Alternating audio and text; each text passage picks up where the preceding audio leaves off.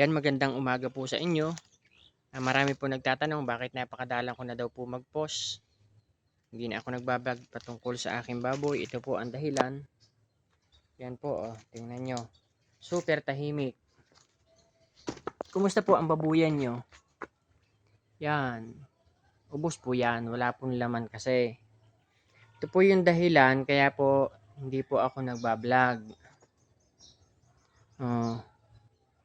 Wala po tayong makikita na baboy. Ubos po ang baboy ko.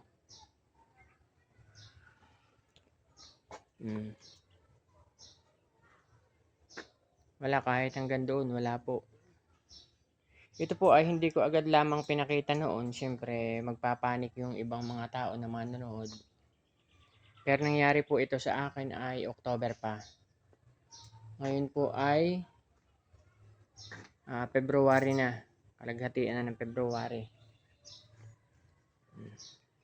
Wala po, said ang aking baboy po. Pero ito po ay hindi ko agad pinasok. Ngayon ko lamang po ito pinasok ng isang araw. At itinaas ko po yung mga yan. Ito. Tapos winalisan ko. Ito po.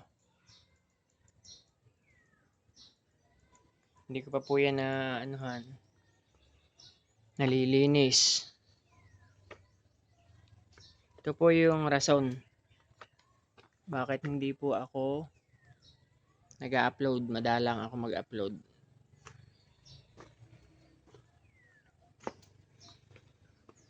Ang nangyari naman po dito ay noong taglamig, October, nagkaubuhan po yung mga baboy. Dito po sa mga kalapit ko ay mga naglabas na po ng mga baboy dahil po nangangalagas ang kanilang mga baboy. Tapos ako ay hindi po ako nababahala. Pero may mga baboy po akong inuubo din. Kaya lang ay napagdesisyonan ko po na ilabas ng lahat dahil ang ginagawa ko po doon sa inuubong baboy ay ginagamot ko. Kapag hindi po nagamot, ang nangyayari po ay binebenta ko kapag hindi po gumagaling. Once naman po na naibenta ko, kinabukasan, tamlay na rin po yung iba. Hindi naman po nilalagnat, basta hindi lamang nakain. Ganun lamang po ang mga nagiging sakit. Pero hindi ko naman masasabi po na ESF. Ang tumama po dito sa amin ay pneumonia. Pneumonia po ang tumama. At ito po, hindi ko nga po agad pinasok. At pinalampas ko muna October, November, December, January, February. Mag-4 na buwan na po siya sa katapusan ng February. Yan po ang dahilan kung bakit hindi po ako nakakapag-upload patungkol sa baboy. Yan. Kaya sa ngayon po ay inopen ko na po ulit ito. Dahil tagmura man ay hindi pwede tayong hindi mag-aalaga uli. Susubok po ulit tayo. Hindi po tayo susuko. Pero kaya po aking pinasok ay iniangat ko muna na ganyan. Itong mga lambat. Tapos akin pong lilinisin.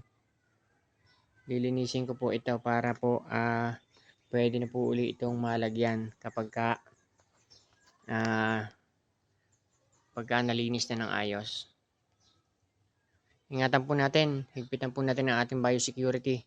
Nangyari po sa akin dito, kaya ako po ay napasok ng pneumonia ay nakakabili po ako sa labas, nakakapagpasok ako. Nung naipasok ko ay ang naipasok ko ay inubo at doon po nagsimula magkahawa-hawahan. Una po na hawahan ay ang mga inahin. Kaya yan po ngayon, 0 po ako. Ilan po, maraming salamat. Happy farming po.